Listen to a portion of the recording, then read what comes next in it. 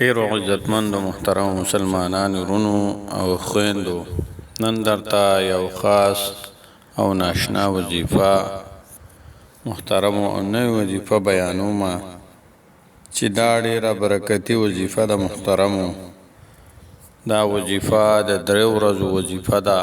دا عمل د درې ورځو عمل دی. محترمو، د هر مشکل دپاره، د هر حاجت دپاره، د هر مقصد دپاره تاسو کولی شئ. محترمو، ډیر عالیشان عمل دی او محترمو ډیر بزرګې شپې ورځې او منټونه او لحظې دي روانې دي تیریږي. محترمو، تاسو ته پته ده چې د ذوالحجې مبارکې ورځې شروع شوي دي او محترمو روانې دي. نو موږ او تاسو په اعمالو سره، په وظایفو سره، په عبادتونو سره قیمتي کړو. نو الله جل شانه به زموږ تمام حاجات، مشکلات حل کړي، حاجات هم پوره کړي او مقاصدو کې به موږ او تاسو ته کامیابي نصیب کړي. بسم الله الرحمن الرحیم. السلام علیکم ورحمة الله وبرکاته.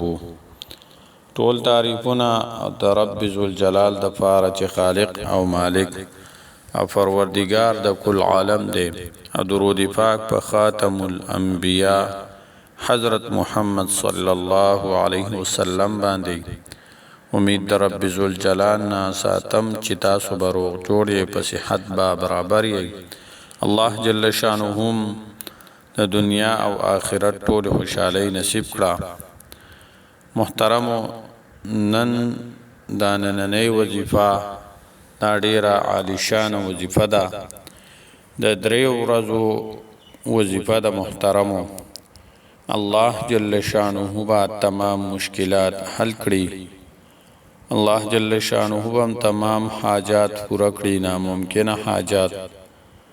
محترمو، کم مقاصد وي زمونږ او تاسو جایز خواهشات وي، الله جل شانه به په هغې کې موږ ته کامیابي را نصیب کړي. هغه مقاصدو کې به موږ ته کامیابي را نصیب کړي، هغه خواهشات به زموږ پوره کړي کم چې جایز دي. محترمو، ډېرې قیمتي برکتي ورځې او شپې روانې دي.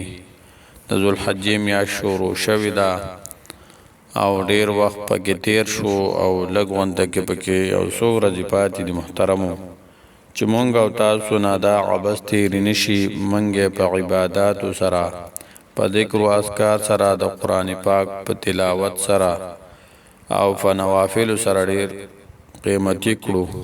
محترمو، الله جل شانه به مونږ او تاسو هم قیمتي کړي. محترمو، دا نننۍ وظیفه د حاجاتو دپاره ده، د ګرنټۍ وظیفه ده چې چا هم کړې ده، الله جل شانه ورته په ګارانټۍ سره حاجات پوره کړي دي، مشکلات ورته حل کړي دي. او محترمو، کم مقاصد او خواهشات دي هغې ورته الله جل شانه کامیابي نصیب کړي ده، خواهشات یې پوره کړي دي. محترمو، وظیفه ډېره اسانه ده، درې ورځې عمل دی. د شروع زیارت جمعه، یعنی د چهارشنبې، د پنجشنبې او د جمعې مبارکې ورځې وظیفه ده. او چې کله تاسو کوئ نو دا درې ورځې کولی شئ. محترمو، از وظیفې طرف ته د وظیفې ترتیب او طریقې کار څنګه دی. محترمو، اول به دا وظیفه په اودس کې کول پکار وي. چې کم ټیم تاسو کولی شئ هغه ټیم کول پکار دي. 3 پھیرې یا 5 پھیرې یا 7 پھیرې، 3 مرتبه، 5 مرتبه یا 7 مرتبه به درود پاک نبی علیه الصلاۃ والسلام باندې ووایي. درود ابراهیمی بهترین درود دی. بیا به د هغې نه پس دا وظیفه توکلت علی الله لا حول ولا قوة الا بالله، توکلت علی الله لا حول ولا قوة الا بالله. محترمو، الا بالله العلی العظیم، دا هم پکې څوک ویلی شي ویلی شي، جایز دي. محترمو، که دغه نشي ویلی نو لا حول ولا قوة الا بالله دا پکې ویلی شي. محترمو، دا به 321 مرتبه، یعنی 321 پیرې به دا ووایي.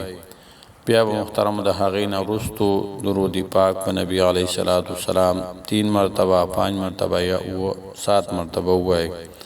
محترمو د دې سره سره به یو عمل د ماسخوتن نه پس چې کله تاسو د کېږئ دا عمل به ورسره کوئ چې کله اوده شئ. محترمو اوده کېدو اراده وکړئ، د چا سره به خبرې نه کوئ.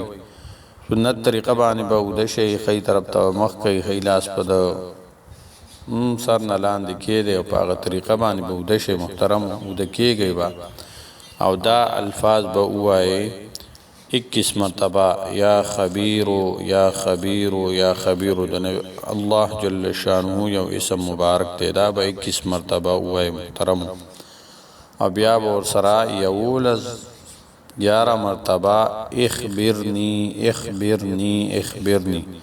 محترمو الله جل شانه به تاسو چې د کم مقصد د پاره دا وظیفه کړې وي، د کم حاجت د پاره، کم مشکل د پاره، الله جل شانه برته په خوب کې د هغې حل وښایي، د هغې برته یو قسم لزیر درکړي.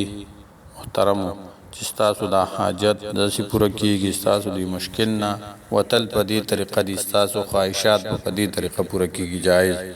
محترمو دا وظیفه وکړئ، تاسو ته په خپله هم پته ولګي، په ګارانټۍ سره به ستاسو حاجات، مشکلات او مقاصد او خواهشات پوره شي او د ثواب په نیت باندې د نورو خویندو ورونو سره هم شیر کړئ.